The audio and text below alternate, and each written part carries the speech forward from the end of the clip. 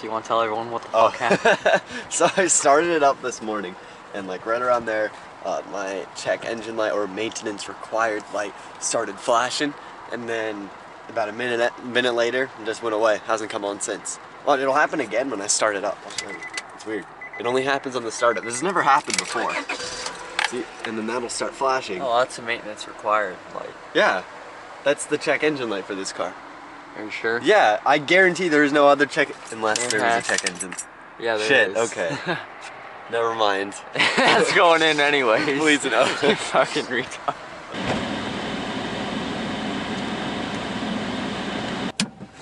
Well, after that kind of event that just took place with Teenage Racer, we're on our way to school.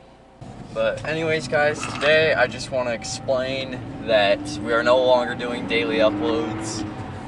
I know a few of you who care a lot about that are going to be really disappointed, but it's just, it wasn't doable, and if it was, then we'd be putting up some pretty shitty videos, and I don't want to do that. I was editing yesterday's video. Don't pull out. I was editing what was going to be yesterday. I can't see shit. I was editing what was going to be yesterday's video, and I just wasn't liking it. It was literally like a 30-second edit of Danzy 36.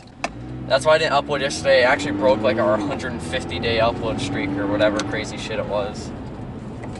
We've got the Racer Flyby coming up right here. We're still obviously going to be uploading a shit ton, like 5-6 days a week, and the upload should be longer than normal because we don't have to worry about stretching it out to 7 days. So the upload should be better, longer, and yeah, overall more quality.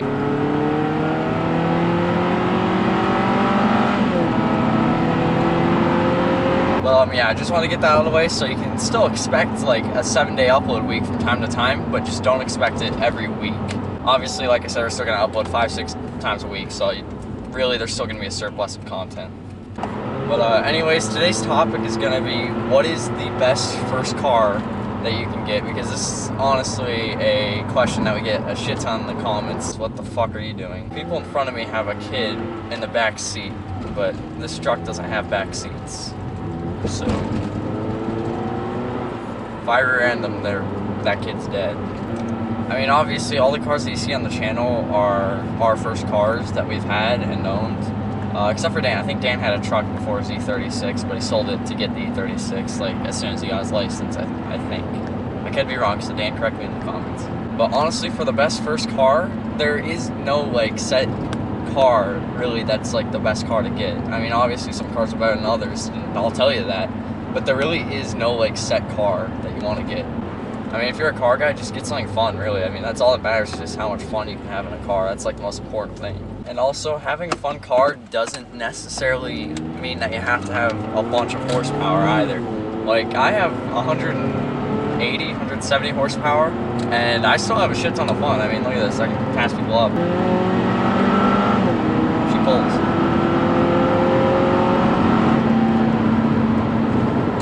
I mean, I still have a ton of fun in this car, and there's plenty of cars out there with 90 horsepower that you can have fun in, like a Miata.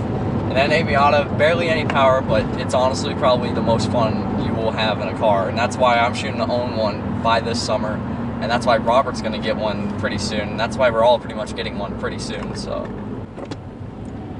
plain and simple answer, if you want a car that's not going to kill you power-wise or anything, or even gas mileage-wise, or insurance-wise, just get an NA Miata. That's honestly like the best car that you can get for your first car. I know I said at the beginning of this video there wasn't like a set answer for what car is the best first car to get, but I think I know it's Miata. The answer is just always Miata. People are right.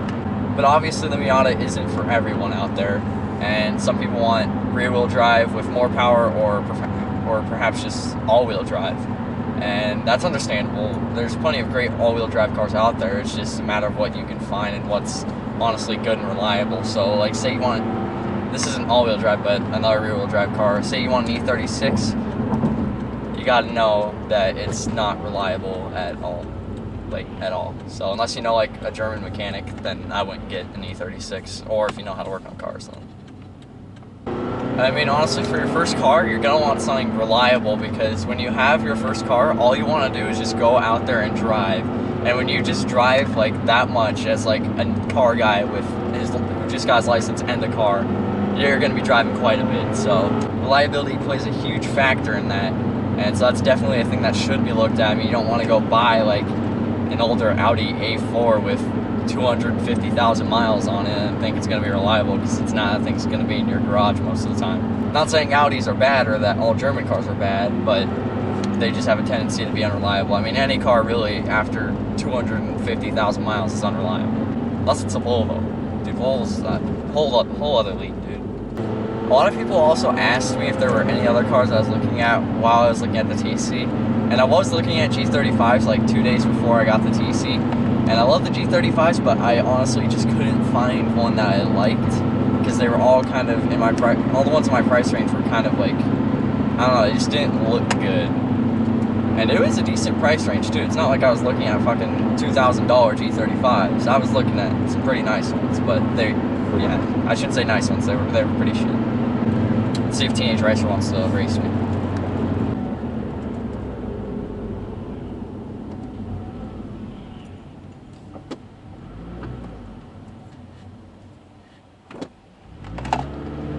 I'll let him have the first few feet.